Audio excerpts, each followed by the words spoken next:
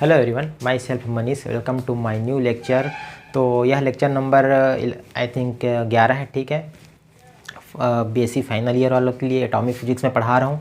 तो इससे पहले हम लोग ने लेक्चर जब 9 किया था तो उसमें कौन सा टॉपिक किए थे, तो लेक्चर 9 में हम लोग ने पाउली का अपवर्जन नियम देखा था, ठीक है। पाउली एक्सक्लूजन प्रिंसिपल देखे थे। यह लेक्चर नंबर 10 है। इसमें हम लोग क्या देखने वाले हैं, जो मैनी इलेक्ट्रॉन जो होते हैं ना, मतलब जिसमें एक से अधिक मतलब ऐसे परमाणु जिनमें संयोजकता एक से अधिक होती है, ठीक है, 2, 3, 4 जो भी होती है, तो उनके लिए हम लोग क्वांटम नंबर डिफाइन करेंगे यहाँ पे। मतलब बहुल इलेक्ट्रॉन परमाणु जो होते हैं, मोर देन 1 वैलेंस एटॉम, उनके लिए हम लोग यहाँ पे क्वांटम नंबर डिफाइन करने वाले हैं, ठीक है। तो देखते हैं क्या होता है। उससे पहले ये देखो कि परमाणु मतलब किस प्रकार से होते हैं। तो 2 प्रकार के परमाणु पाए जाते हैं। पहला वे परमाणु जिनमें संयोजी इलेक्ट्रॉनों की संख्या 1 होती है, मतलब जिसके बाह्य जो कोष होते हैं उनमें इलेक्ट्रॉनों की जो संख्या रहेगी वो क्या रहेगी, 1 रहेगी। जैसे कि एग्जांपल के द्वारा मैं बताऊं तो एग्जांपल में कौन सा आ जाएगा, हाइड्रोजन आ जाएगा, है ना, और लिथियम आ जाएगा, सोडियम। ये सब में क्या होते हैं, जितने भी एल्काइल जो एटम होते हैं ना, क्षारीय परमाणु, उनके लिए जो भी जब इलेक्ट्रॉनिक विन्यास लिखेंगे तो जो बाह्य कोष में जो इलेक्ट्रॉन आएंगे वो कितना रहेगा, 1 रहेगा। तो जो भी परमाणु आ रहे हैं उसको क्या बोलेंगे, एकल इलेक्ट्रॉन परमाणु। और एक दूसरा प्रकार का परमाणु ये भी होता है, बहुल इलेक्ट्रॉन परमाणु। उसमें क्या होंगे, तो ऐसे परमाणु आएंगे उनमें जिनके लिए जो संयोजी इलेक्ट्रॉन की संख्या है वो 1 से अधिक होती है, ठीक है, 2, 3, 4। एग्जाम्पल के लिए, खैर मैं थोड़ा सा और अच्छे से बताता हूँ इसको। तो इसमें देख लो, एकल इलेक्ट्रॉन परमाणु 1 वैलेंस एटॉम में, जैसे कि इसमें सबसे पहली बात ये पता चल गया कि बाहरी कोष में कितना 1 इलेक्ट्रॉन रहेंगे, अर्थात उसकी संयोजकता क्या रहेगी, संयोजकता या फिर वैलेंस इलेक्ट्रॉन बोल सकते हो, वो क्या रहेगी, हमेशा 1 रहेगी। और उससे पहले जितने भी कोष रहेंगे, जैसे सोडियम की बात करें तो सोडियम का जैसे हम लोग लिख रहे हैं तो क्या हो जाएगा, 1s², 2s², 2p, 6 और 3s1 ऐसे लिखेंगे। तो ये जो बाह्य जो कोष आ रहा है ना, इसका बस हम लोग काउंट करते हैं, बाकी जितने भी ये कंप्लीट रहेंगे इसका काउंट नहीं करते।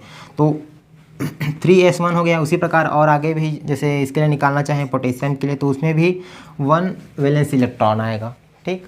तो इसके लिए जैसे हम लोग मान लो ये परमाणु है, सोडियम परमाणु है, ठीक है, तो इसके लिए हम लोग यदि वो निकालना चाहें, कोणीय संवेग निकालना चाहिए। पाउली के अपवर्जन नियम से बताया था मैं कि कोणीय संवेग डिफाइन करते हैं। तो कोणीय संवेग जैसे निकाल रहे हैं ना, तो इस परमाणु का कोणीय संवेग सिर्फ ये जो बाहरी कोष में जो इलेक्ट्रॉन पाए जा रहे हैं 3s1 में, सिर्फ इसी बस का ही हम लोग कोणीय संवेग उसमें कंट्रीब्यूट करेंगे। बाकी जितने भी कंप्लीट कोष वाले जो इलेक्ट्रॉन है उसका कंट्रीब्यूट नहीं होता।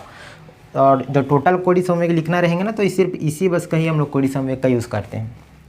ये हो गया। और जैसे कि मान लो ये सोडियम का यदि हम लोग को वो देखना है, मतलब उसका अवस्था देखना है, इसका क्वांटम नंबर लिखना है, तो सिर्फ ये जो बाहर में जो इलेक्ट्रॉन पाया जाता है इसी बस का ही हम लोग क्वांटम नंबर लिखेंगे, ठीक है। उसके लिए हम लोग n, l ये सब का डिफाइन करेंगे, ml, ms।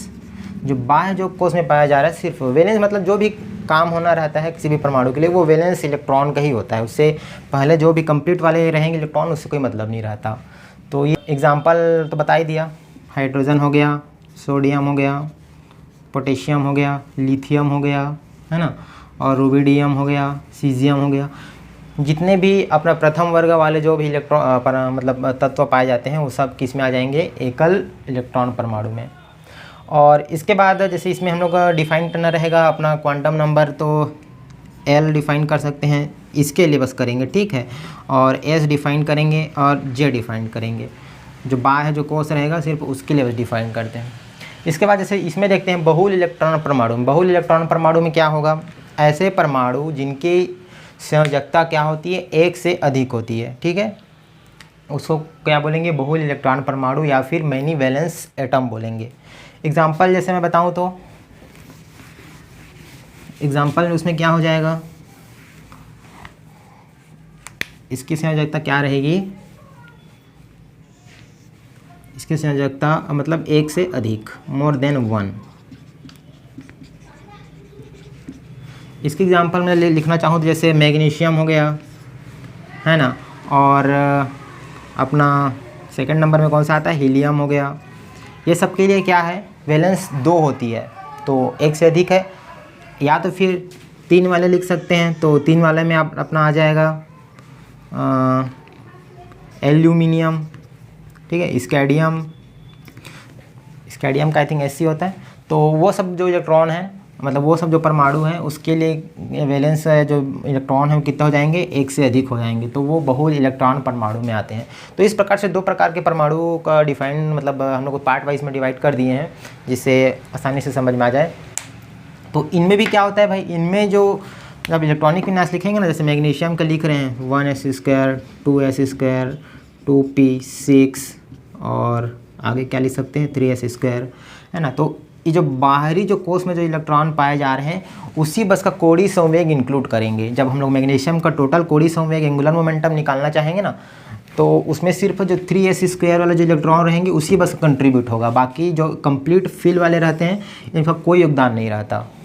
और जब हम लोग क्वांटम नंबर जैसे डिफाइन करना चाहें तो कैसे करेंगे, ये जो इलेक्ट्रॉन है ना, अब जैसे यहाँ पे 2 इलेक्ट्रॉन हो गए, तो एक रहता तो उसका जो L और S और J जिस जो मान रहता उसको हम लोग निकाल लेते। लेकिन यहाँ पे आप क्या करेंगे, 2 इलेक्ट्रॉन आ गया, 2 इलेक्ट्रॉन आ गया तो कैसे करेंगे, 2 इलेक्ट्रॉन आ गया तो पहले 1 इलेक्ट्रॉन का निकालेंगे, उसके लिए हम लोग L निकालेंगे, फिर S निकालेंगे, ये ऑर्बिटल क्वांटम नंबर हो गया, ये स्पिन क्वांटम नंबर हो गया, ये टोटल क्वांटम नंबर हो गया, ठीक है। तो L, S और J निकाल लेंगे। उसके बाद एक और जो इलेक्ट्रॉन है सेकंड वाला, इसके लिए भी हम लोग यहाँ पे निकालेंगे, ठीक है। इसको मैं ऐसे लिख देता हूँ, 1 इलेक्ट्रॉन और ये 1 इलेक्ट्रॉन, 2 इलेक्ट्रॉन हो गए। तो इसके लिए भी हम लोग L निकालेंगे, S निकालेंगे और J निकालेंगे। फिर क्या करेंगे, हम लोग को टोटल निकालना है पूरा इस स्क्वायर 3s² का। तो टोटल निकालने के लिए क्या करेंगे, हम लोग ना इन जो L है और ये इसको मान लो L1 दे दो, इसको L2 दे दो, तो इसका हम लोग ना वेक्टर सम लेते हैं, ठीक है। वेक्टर सम कैसे लेंगे, L1 प्लस माइनस L2, ऐसे करके हम लोग इसका वेक्टर सम निकाल के टोटल L निकाल लेंगे। और S निकालना रहेगा तो कैसे निकालेंगे, S1 प्लस S2, यहाँ पे भी वेक्टर सम लेंगे। और टोटल J निकालना रहेगा तो J1 प्लस J2, ठीक है। इसके बाद अगला टॉपिक यही रहेगा, तो उसमें देखेंगे कैसे निकालते हैं। अभी इतने बस समझ लो कि इन दोनों का अलग अलग निकाल के उसका हम लोग वेक्टर सम ले लेते हैं तो टोटल आ जाता है। सॉरी, तो इस प्रकार से 2 प्रकार के परमाणु पाए जाते हैं, ठीक है, 1 वैलेंस एटम और मोर देन 1 वैलेंस एटम। तो इसमें इतना हो गया। और जैसे इसमें बताना चाहूँ तो एग्जाम्पल भी हो गया, ठीक है। बस इसमें इतना ही था। और अभी क्या करेंगे हम लोग, जो बहुल इलेक्ट्रॉन परमाणु हैं, मोर देन 1 वैलेंस एटम है, इसके लिए हम लोग क्वांटम नंबर डिफाइन करेंगे। तो जैसे हम लोग इसके लिए डिफाइन किए थे, क्वांटम नंबर कितना था, शायद 7 के आसपास था, है ना। तो उसी प्रकार इसका भी टोटल 7 प्रकार की होती हैं, ठीक है। मैं यहाँ पे अभी वीडियो को थोड़ा सा काट के मैं 7 का नाम लिख देता हूँ, ठीक है, नहीं तो सबको लिखते जाऊँगा तो बहुत टाइम लग जाएगा। तो मैं 7 का नाम लिख देता हूँ, तो उसके बाद बता देता हूँ उसको सिंबल कौन कौन सी होती है। फिर उसमें से भी हम लोग को पूरा सबको डिफाइन नहीं करना है। जैसे इसके लिए हम लोग 4 ठो डिफाइन किए थे ना, वैसे ही इसके लिए हमको सिर्फ 2 या 3 बस डिफाइन करना रहेगा, बाकी सबको स्किप कर सकते हैं। तो ठीक है, मैं 7 क्वांटम संख्या को यहाँ पे लिखता हूँ। ये बहुल इलेक्ट्रॉन परमाणु जिसमें संयोजकता 1 से अधिक होती है उनके लिए है, ठीक है। इसमें एक चीज़ और जैसे इंक्लूड कर सकते हो, यहाँ पे हम लोग क्या निकाल रहे थे, वेक्टर, जैसे L का मान निकाल रहे थे ना, L1 प्लस L2, तो इसका जो मान आएगा ना वो 2L प्लस 1 के बराबर होता है, ठीक है। यहाँ पे L का जो मान रहेगा उसका मान हम लोग रखेंगे यहाँ पे, तो 2L प्लस का मान जितना मान आएगा वो L के बराबर होता है। उसी प्रकार S के लिए बात करें तो इसके लिए कैसे निकाल रहे थे, S1 प्लस H2 ऐसे लिख रहे थे, है ना। तो इसके लिए जितना टोटल मान आएगा वो 2S प्लस 1 के बराबर रहेगा। और J का जो हम लोग मान निकाल रहे थे, कैपिटल J का, तो small j plus small j2 ऐसे निकाल रहे थे। तो इस जब J का टोटल मान जितना आएगा वो क्या रहेगा, 2J प्लस 1 के बराबर रहता है, ठीक है। आगे समझ में आ जाएगा आपको, अभी बस इतना बस जान लो। तो देखिए, बहुल इलेक्ट्रॉन परमाणु मोर देन 1 वैलेंस एटम के लिए जो टोटल क्वांटम नंबर होते हैं वो कितने होते हैं, 7 प्रकार के होते हैं, ठीक है। कौन कौन सी, पहला मुख्य क्वांटम संख्या n, दूसरा संपूर्ण कक्षीय क्वांटम संख्या l, संपूर्ण स्पिन क्वांटम संख्या s और संपूर्ण क्वांटम संख्या j, चुंबकीय संपूर्ण कक्षीय क्वांटम संख्या ml और छठा चुंबकीय संपूर्ण स्पिन क्वांटम संख्या ms और चुंबकीय संपूर्ण क्वांटम संख्या mj, ठीक है। इस प्रकार से 7 प्रकार की होती है, जिसमें से हम लोग को सबको नहीं पढ़ना है, सिर्फ हमको इसको देखना है, L को देखना है, S को देखना है और J को देखना है। जहाँ पे J क्या होती है, L प्लस S का वेक्टर सम होती है। ठीक है, आगे देखेंगे, थोड़ा मज़ेदार है, इसको बताते हैं अच्छे से।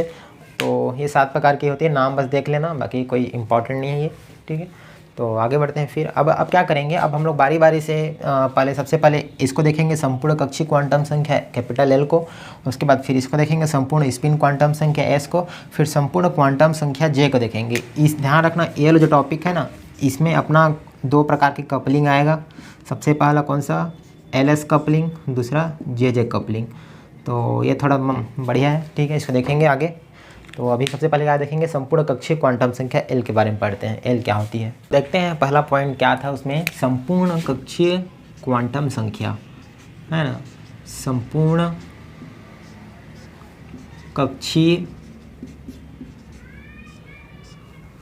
क्वांटम संख्या। तो हेडिंग लिख देते हैं पहले, और इसको किससे डिनोट करते थे, एल से। इंग्लिश में क्या हो जाएगा, total orbital quantum number, quantum number. तो देखो क्या होता है, संपूर्ण कक्षीय क्वांटम संख्या, इसको कैपिटल एल से डिनोट करेंगे। तो जो भी हम लोगों ने अभी देखा था, जो मोर देन 1 वैलेंस एटम थे, मतलब बहुल इलेक्ट्रॉन परमाणु जो थे, जिनमें एक से अधिक संयोजी इलेक्ट्रॉन पाए जाते हैं, उनके लिए संपूर्ण कक्षीय क्वांटम संख्या कैपिटल एल का डिफाइन किया जाता है। पहली बात तो ये समझ में आती है। तो जैसे जो बाहरी जो कोश में जो इलेक्ट्रॉन थे, जैसे मान लो अपना बाहरी कोश में 3s² था, है ना, मैग्नीशियम के लिए। तो यहाँ पे अब जो कि 2 इलेक्ट्रॉन हो गए, ठीक है, एक इलेक्ट्रॉन। तो क्या करेंगे, जो मैग्नीशियम का टोटल हमको कोणीय संवेग निकालना रहेगा, तो कैसे निकालेंगे, ये जो 3s² वाले में जो 2 इलेक्ट्रॉन हैं, उनके लिए जो अलग अलग कोणीय संवेग निकालेंगे, और दोनों कोणीय संवेग को क्या करेंगे हम लोग, उनका वेक्टर सम करेंगे। तो मैग्नीशियम का टोटल कोणीय संवेग निकल जाएगा। तो मान लेते हैं जैसे कि अलग अलग के लिए क्या होता है कोणीय संवेग, तो LH/2π इसके लिए हो गया, मान लो यहाँ पे जो इलेक्ट्रॉन है उसके लिए, और इसके लिए भी LH/2π। इनका जब हम लोग वेक्टर सम करेंगे ना, तब क्या आएगा, LH/2π, जहाँ पे L क्या रहेगा, मैग्नीशियम का टोटल ऑर्बिटल क्वांटम नंबर रहेगा। ठीक है, जो कि H/2π का क्या रहेगा, पूर्ण गुणक होता है। कैसे निकालते हैं उसको देखते हैं। तो जैसे एक एग्जाम्पल लें तो ज़्यादा अच्छे से समझ में आएगा। इसको मिटा के मैं बताता हूँ। जैसे मान लेते हैं कोई एक परमाणु है जिसमें बाहर में 2 इलेक्ट्रॉन पाए जाते हैं। ठीक है, तो 1 मिनट। ठीक है, जैसे बाहर में मान लो कोई 2 परमाणु, मतलब 2 इलेक्ट्रॉन पाए जाते हैं कोई भी परमाणु के। तो क्या करेंगे, उसके यदि हम लोग को संपूर्ण कक्षीय क्वांटम संख्या, टोटल ऑर्बिटल क्वांटम नंबर निकालना रहेगा, तो कैसे निकालेंगे। मान लेते हैं यहाँ पे 1 इलेक्ट्रॉन है और यहाँ पे 1 इलेक्ट्रॉन रहेगा। ठीक है, यदि हम लोग मान लेते हैं इसके लिए L का मान 2 है और इसके लिए L का मान 1 है। इसको हम लोग अपने से लिए हैं, कोई भी एग्जांपल अभी उठा ले रहे हैं। ठीक है, मान लो किसी पर्टिकुलर एग्जांपल को लेते हैं तो उसमें जो L का मान आता वो वहाँ पे लेते हैं। अभी मान लेते हैं कि कोई एक परमाणु है जिसके लिए 2 इलेक्ट्रॉन है, उसमें बाहरी कोश में 2 इलेक्ट्रॉन है। उसके लिए प्रथम इलेक्ट्रॉन के लिए क्या है, L=2 है, दूसरे इलेक्ट्रॉन के लिए L=1 है। और उसके बाद यदि इसका हम लोग को L मतलब कैपिटल L निकालना है ना, क्योंकि हमको सिर्फ अभी क्या देखना है, सिर्फ कैपिटल L का मान कैसे निकालना है वो देखना है। तो कैपिटल L का मान मैं कैसे लिख लूँगा, तो इसको L1 दे दो, इसको L2 दे दो। ठीक है, और जो कैपिटल L का जो मान है, संपूर्ण जो कक्षीय क्वांटम संख्या है, उसका मान कैसे निकालेंगे, तो ये अलग अलग जो क्वांटम संख्या है उसका हम लोग क्या करेंगे, वेक्टर सम ले लेंगे। और वेक्टर सम कैसे लेते हैं भाई, पहले भी बता चुका हूँ, एक बार बता देते हैं। वेक्टर सम कैसे लेंगे, जैसे इसका मान 2 है और इसका मान 1 है, तो जो L का जो मान आएगा ना वो कैसे रहेगा, इन दोनों का मिनिमम पहले करेंगे। तो मिनिमम मतलब माइनस कर देंगे, तो 2 में से जैसे 1 कर दिए तो कितना आया, 1 आया। उसके बाद अधिकतम करेंगे, अधिकतम कैसे करेंगे, दोनों को जोड़ देंगे, तो 2 और 1 को जोड़ देंगे तो क्या आया, 3 आया। यहाँ पे 1 आया था, 3 आया, तो यहाँ पे मैक्सिमम 3 आएगा। अब इसके बीच में जो भी संख्या आएगा ना वो सबको लिखना रहेगा। तो 1 के बाद यहाँ पे सिर्फ 2 बस बचा है, तो 2 बस आएगा। तो L का जो मान है इन दोनों के लिए क्या हो जाएगा, 1 हो जाएगा, 2 हो जाएगा और 3 हो जाएगा। तो इस प्रकार से वेक्टर सम निकालते हैं। अब इसको जैसे मेरे को डायग्राम में बताना है तो मैं कैसे बताऊंगा डायग्राम में, तो ध्यान देना डायग्राम में कैसे बनाते हैं। तो इसके लिए सबसे पहले देखो, जैसे कि L1 इक्वल टू 2 था, L2 इक्वल टू 1 है, तो L बराबर क्या आया, 3 आया। इसके लिए पहले देखते हैं तो इसको डायग्राम में हम लोग कैसे दर्शाएंगे। तो ये ऐसे एक लाइन खींचेंगे पहले, फिर एक लाइन खींचेंगे, ठीक है, और उसके बाद ये सीधा तीसरा ऐसे आ जाएगा। मतलब यहाँ पे L1 इक्वल टू 2 है और यहाँ पे L2 इक्वल टू 1 है, यहाँ पे L2 इक्वल टू 1, L1 और L1 इक्वल टू 2। इसको कोई किसी को भी ले सकते हैं, कोई दिक्कत नहीं है। इसको L1 इक्वल टू 1 लोगे, L2 इक्वल टू 2 लोगे तो भी चल जाएगा। और यहाँ पे जो आ रहा है ना L इक्वल टू 3, उसको हम लोग एक बड़ा तीर से ऐसे दर्शाएंगे। तो ये वाला हो गया। उसके बाद जैसे हम लोग को इसको दर्शाना है तो L1 इक्वल टू यहाँ पे 2 है, L2 इक्वल टू 1 है और L बराबर 2 आया, ठीक है। तो इसको कैसे दर्शाते हैं, इसको हम लोग सबसे पहले एक बड़ा तीर लेंगे, ठीक है। आई थिंक एक बार मैं देख लेता हूँ, ठीक है। इसको 1 2 ही दिया है तो आप लोग भी 1 2 ही लिख लेना। यहाँ पे जैसे L1 equal to 2, L2 equal to 1, ठीक है। तो ये L इक्वल टू 3 हो जाएगा। इसके लिए कैसे लिखेंगे, तो ये हो जाएगा L1 इक्वल टू 2 हो जाएगा। यहाँ पे L1 इक्वल टू 2 और उसके बाद इसको थोड़ा इस टाइप से दर्शाएंगे। और ये जो सीधा जो यहाँ पे से रहेगा, उसको जो कैपिटल L का मान रहेगा उसको ऐसे दर्शाएंगे, तीर नीचे की ओर रहेगा।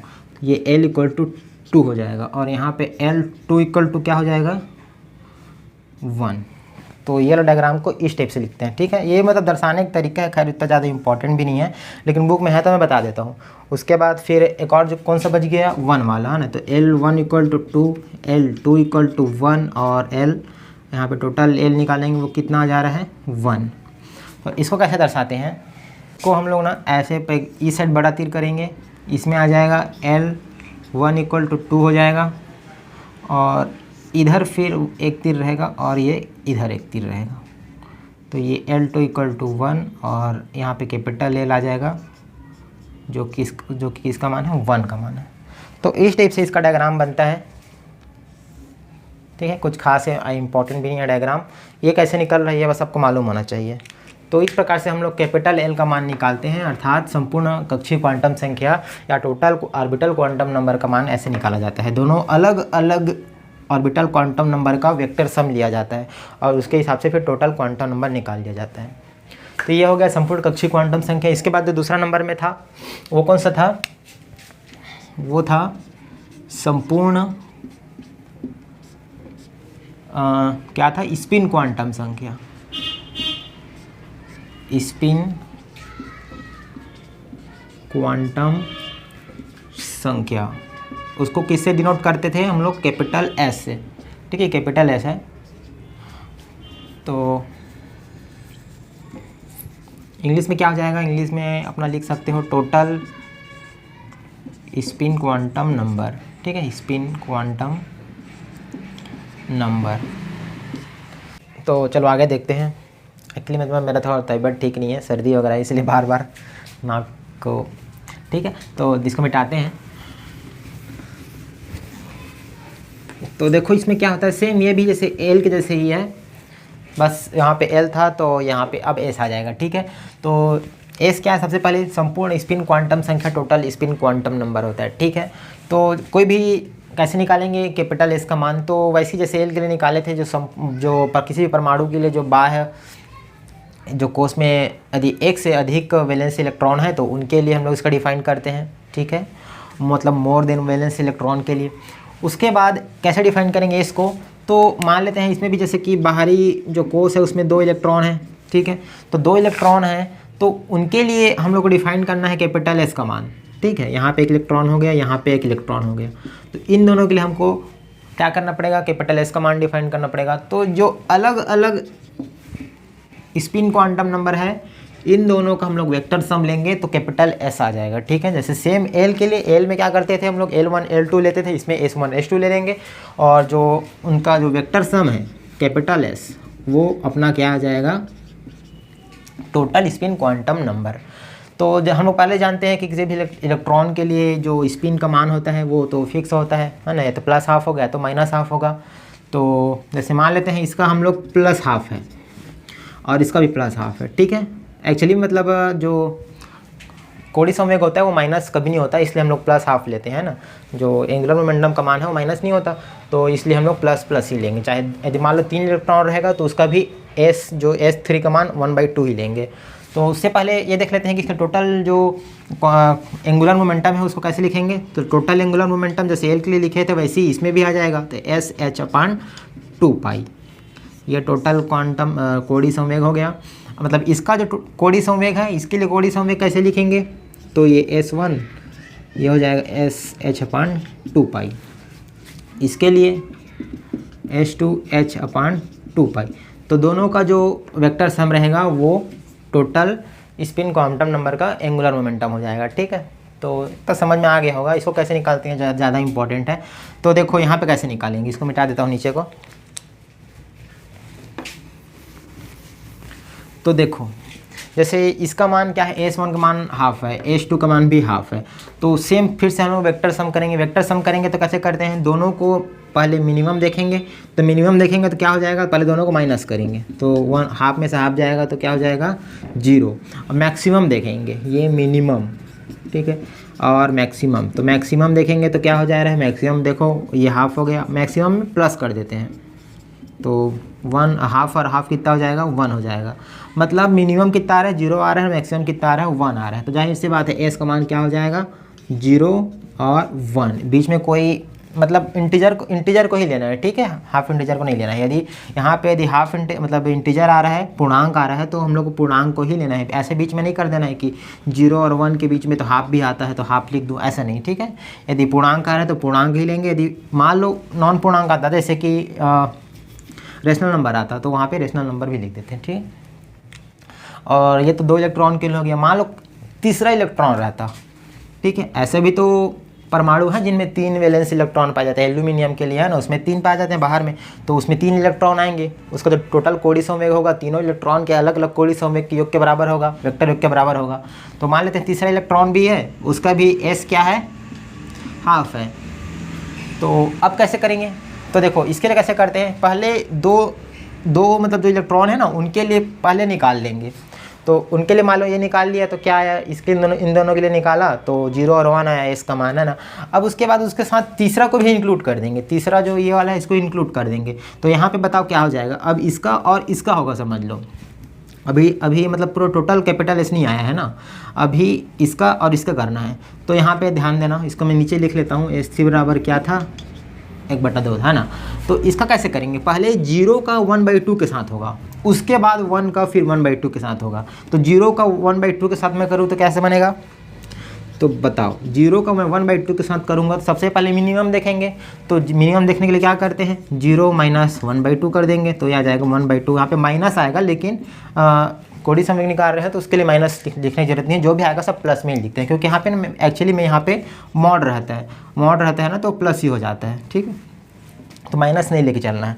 तो यहाँ पे मिनिमम आ गया 1/2। मैक्सिमम लेंगे तो क्या होगा 0 + 1/2 करेंगे तो भी 1/2 आ रहा है, ठीक है। तो इसमें सिर्फ एक ही वैल्यू आ जाएगा, तो ये 1/2 हो गया। उसके बाद अब ये तो 0 और 1/2 का था, अब 1 और 1/2 का लेंगे। तो यहाँ पे मैं ऐसा कॉमा लगा लेता हूँ, ठीक है। उसके बाद 1 और 1/2 का लेंगे तो कैसे निकालेंगे, पहले मिनिमम निकालेंगे। तो यहाँ पे मैं लिख लेता हूँ मिनिमम कैसे निकालेंगे, 1 में से 1/2 को माइनस कर दूंगा। तो अब इसका मैं हाफ 1 में से हाफ माइनस कर रहा हूँ तो हाफ आएगा, तो ये हाफ मिनिमम आ गया। मैक्सिमम निकाल लेता हूँ, मैक्सिमम निकालूंगा तो क्या हो जाएगा 1 + 1/2 हो जाएगा। 1 + 1/2 कितना होता है 3/2। तो यहाँ पे आ जाएगा 1/2 और ये 3/2, 2 वैल्यू आ गया। बीच में और कोई वैल्यू नहीं आएगा, क्योंकि हम लोग को अभी क्या लेना है, रेशनल नंबर ले रहे हैं, ठीक है। तो वहाँ पे पूर्णांक को नहीं लिख सकते। तो ये हो गया। तो मतलब 3 इलेक्ट्रॉन अलग अलग रहेंगे ना, उनके लिए हमारे पास जो टोटल स्पिन क्वांटम नंबर का मान आएगा वो कैसा आएगा 1/2 आएगा, और 1/2 और 3/2 आएगा। तो इस प्रकार से हम लोग कैपिटल एस का मान डिफाइन करते हैं, ठीक है। ध्यान देना, ये सब का मान आपको भी समझ में थोड़ा सा नहीं भी आ रहा होगा तो कोई दिक्कत नहीं है। जब हम लोग कैपिटल जे का मान निकालेंगे, है ना, इसके बाद कैपिटल जे का मान है तो उसके लिए क्या करेंगे, एल प्लस एस का मान निकालेंगे, तो उसमें थोड़ा सा और अच्छे से समझ में आ जाएगा। ठीक है, इसके बाद जो चौथा नंबर का जो क्वांटम संख्या था तो वो कौन सा था, संपूर्ण क्वांटम संख्या था, जिसमें हम लोग क्या करने वाले हैं, कैपिटल जे से उसको डिनोट करते हैं और एल प्लस एस से उसको वेक्टर मतलब डिनोट करेंगे। एल और एस का वहाँ पे वेक्टर सम लेते हैं फिर से। तो पहले एल निकालेंगे, एल में L1 L2 रहेगा, उसका वेक्टर सम निकाल के हम लोग कैपिटल एल निकालेंगे। एस निकालेंगे, एस कैसे निकालेंगे, S1 और S2 रहेगा, उसका हम लोग वेक्टर सम लेके कैपिटल एस निकाल लेंगे। उसके बाद कैपिटल एल और कैपिटल एस दोनों का वेक्टर सम निकाल के हम लोग फिर कैपिटल जे निकालेंगे। तो इस प्रकार से टोटल क्वांटम नंबर निकल जाएगा। तो देखते हैं, देखो जो मैं अभी जो डायग्राम जो अभी मैं बताया था एग्जांपल, उसके लिए मैं डायग्राम भी बनाना चाहूँ तो कैसे बना सकते हैं, डायग्राम भी एक बार देख ही लेते हैं। तो 3 इलेक्ट्रॉन थे, है ना, तीनों के लिए S1 S2 S3 लिख दिए, हाफ हाफ और हाफ। तो इसके लिए फिर S का मान क्या आया था, सबसे पहले इन दोनों के लिए निकाले थे तो 0 और 1 आया था। उसके बाद इसके साथ करेंगे तो क्या हो जाएगा, अब ये फाइनल टोटल वाला था। ठीक है, तो क्या हो जाएगा, इसके साथ पहले होगा तो ये हो जाएगा 1/2 और 1 का फिर 1 के साथ होगा तो ये हो जाएगा 1/2 और 3/2। तो इसके लिए डायग्राम बनाना चाहें ना तो कैसे बनाएंगे, इसको थोड़ा सा देखना डायग्राम को। चूँकि 3 अलग अलग इलेक्ट्रॉन हैं, तीनों के लिए सबसे पहले S1 S2 S3 के लिए हाफ हाफ मान है ना, तो यहाँ पे 3 बार ऐसे तीर बनाएंगे, 1 2 और ये 3। यहाँ पे लिख देंगे S1 equal to half, S2 equal to half, S3 equal to half. और उसके बाद जो टोटल आ रहा है वो क्या आ रहा है, मतलब ये वाला पहले देख रहे हैं तो 3/2, ये अपना कैपिटल एस का मान है। ध्यान रखना मेरा स्मॉल और कैपिटल एस सेम बन जाता है, तो मैं स्मॉल को ना कुछ इस टाइप से लिख लेता हूँ। ठीक है, तो आपको समझ में आ जाएगा। ये S1 S2 S3, capital S को मैं बड़ा सा लिख रहा हूँ, तो ये हो जाएगा 3/2। तो इसके लिए डायग्राम बन गया। उसके बाद जैसे इसके लिए डायग्राम बनाना चाहें तो कैसे बना सकते हैं, 1/2 के लिए तो ये एक तीर ऐसे बनेगा, दूसरा तीर ऐसे बनेगा, फिर ये नीचे हो जाएगा और ये नीचे हो जाएगा। तो यहाँ पे S1 equal to half, S2 equal to half और S3 इक्वल टू हाफ, और जो टोटल आया है उसके लिए भी हाफ। तो ये कुछ इस टाइप से डायग्राम बनेगा। ठीक है, और यदि मान लो 4 इलेक्ट्रॉन रहते हैं, 4 इलेक्ट्रॉन रहते हैं तो बताओ क्या हो जाता है, यहाँ पे थोड़ा सा बड़ा बनेगा लेकिन देखते हैं इसको भी। तो S मान लो 4 इक्वल टू हाफ रहता, तो S 4 इक्वल टू हाफ रहता तो क्या आता, पहले इन दोनों को निकालते, इन दोनों को निकालते तो क्या आ रहा है 0 और 1 आ रहा है, फिर इसका इसके साथ निकालते तो क्या आ रहा है हाफ हाफ और 3/2। अब इस ये जो आया है ना ये फाइनल नहीं है अपना, फाइनल जब इसके साथ भी इसको इंक्लूड करेंगे फिर जो आएगा वो फाइनल हो जाएगा। तो देखो उसके लिए क्या हो जाएगा, S का मान, अब ये हाफ का पहले हाफ के साथ निकालेंगे, तो हाफ का हाफ के साथ निकालेंगे तो उसके लिए क्या हो जाएगा 0 और 1, मतलब मिनिमम के लिए माइनस करेंगे तो 0 आ जाएगा, मैक्सिमम करेंगे तो दोनों को जोड़ देंगे तो 1 आ जाएगा, तो 0 और 1 हो जाएगा। ठीक है, अब अभी हाफ का फिर हाफ के साथ निकालेंगे तो सेम फिर वही आएगा 0 और ये जाएगा 1। ठीक है, उसके बाद ये 3/2 का फिर हाफ के साथ निकालेंगे, तो 3/2 का जब हाफ के साथ निकालेंगे तो क्या हो जाएगा भाई, मिनिमम पहले देखेंगे तो 3/2 में से मैं हाफ माइनस करूँगा तो क्या आ जाएगा, 3 में से 1 जाएगा तो 2, 2/2 मतलब 1, और जब उसको जोड़ेंगे मैक्सिमम करेंगे 3 1 4/2 मतलब 2। तो इसका वैल्यू क्या आ गया 1 आ गया और 2 आ गया। तो इस टाइप से 4 अलग अलग इलेक्ट्रॉन रहेंगे ना, उसके लिए हम लोग संपूर्ण स्पिन क्वांटम नंबर का मान निकाल सकते हैं। अब इसका डायग्राम के रूप में भी दिखा देता हूँ, बुक में दिया इसलिए थोड़ा सा बता देते हैं। तो डायग्राम के रूप में देखो कैसे हो जाएगा,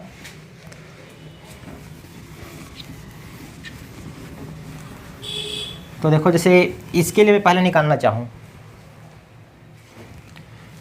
S इक्वल टू मतलब 2 के लिए, है ना, तो 4 अलग अलग क्वांटम संख्या हैं, तो 1 हो गया, ये 2 हो गया, ये 3 हो गया और ये एक 4 हो गया, और जो बड़ा सा बनेगा वो अपना क्या आ जाएगा S इक्वल टू 2। यहाँ पे S1 इक्वल टू क्या है हाफ है, यहाँ पे S2 इक्वल टू हाफ है, S3 इक्वल टू हाफ है और S4 इक्वल टू भी क्या है हाफ है, और जो टोटल जो S रहेगा वो 2 हो जाएगा इसके लिए, ठीक है। तो इस टाइप से डायग्राम बनेगा। 1 के लिए बात करें तो 1 के लिए भी अभी निकाल के दिखाया था, वैसे ही बनेगा सेम।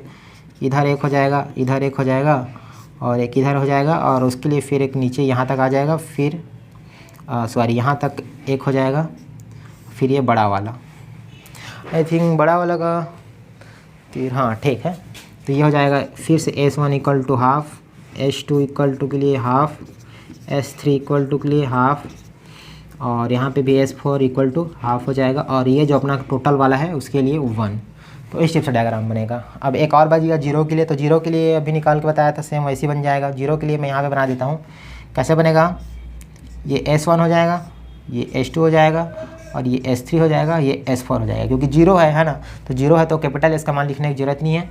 तो यहाँ पे S1 equal to half, S2 equal to half, S3 equal to half, और S4 इक्वल टू हाफ, ठीक है।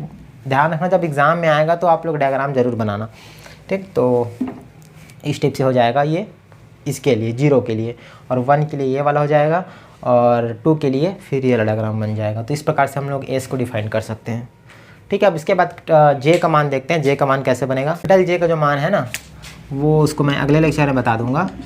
ये जो मान निकालते हैं कैपिटल J, ठीक है, L प्लस S का करके, इसका हम लोग L और S का वेक्टर सम निकालेंगे और कैपिटल J का मान निकालेंगे। ध्यान रखना यहाँ पे अब 2 कपलिंग इसके स्कीम पढ़ेंगे। पहला LS कपलिंग, ठीक है, और दूसरा फिर JJ कपलिंग। इसको शायद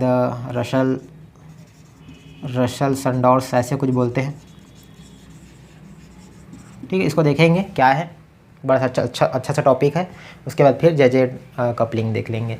तो इसको फिर नेक्स्ट लेक्चर में करेंगे। अभी यहाँ तक तुम लोग अच्छे से देख लेना, पढ़ लेना, और 2-4 ठो अपने से वैल्यू लेके L और S का मतलब मान निकालने देख लेना, ठीक है। अपने से कुछ भी ले लेना, L1 ले लेना, 2 ले लेना। चलो मैं उसको तुम लोग को होमवर्क दे देता हूँ, तो इसको बता देना। जब भी लेक्चर देखोगे उसको ज़रूर करना।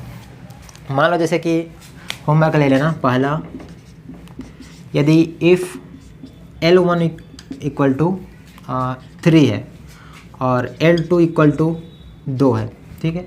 तो यहाँ पे कैपिटल L का जो मान है ना, टोटल ऑर्बिटल क्वांटम नंबर, इसका मान क्या आएगा वो बताना। यदि अभी देख रहे होगे लेक्चर मेरे वीडियो अपलोड करते साथ साथ, तो कमेंट करके ज़रूर बता देना, ठीक है। उसके बाद यदि मान लो S1 इक्वल टू 3/2 है, S2 इक्वल टू 7/2 है, तो कैपिटल S का मान क्या आएगा वो उसको बताना, ठीक है। और एक आध एग्जांपल, जैसे अपना L1 का मान लो 1 है। ध्यान रखना L का जो मान होता है ना, वो हमेशा इंटीजर ही होता है, वो कभी रेशनल नंबर नहीं हो सकता। L का मान कभी 2/3, 4/2 ऐसा कुछ नहीं हो सकता, वो सिर्फ पूर्णांक ही रहता है। और जो S का जो मान है वो दोनों हो सकता है, ठीक है। लेकिन ध्यान रखना दोनों तब हो सकता है यदि रेशनल है तो रेशनल ही रहेगा, पूर्णांक है तो पूर्णांक ही रहेगा, इंटीजर है तो इंटीजर ही रहेगा। तो मान लो L1 इक्वल टू 1 है, L2 इक्वल टू 3 है, L2 इक्वल टू 4 है, और L3 इक्वल टू 0 है। तो इसका फिर तुम लोग L निकाल के बताना क्या होगा। तो ये 3 एग्जाम्पल है, ठीक है। तो इसको आप लोग लिख लो। इसको मैं अगले वाले लेक्चर में बता दूंगा क्या होगा इसका। आप लोग कमेंट करके बताना आंसर क्या आएगा, और मैं इसको फिर कल वाले लेक्चर में बता दूंगा, ठीक है। अपने दोस्तों में भी इसको शेयर करना, ठीक है। मिलते हैं फिर नेक्स्ट लेक्चर में। Thank you, bye bye.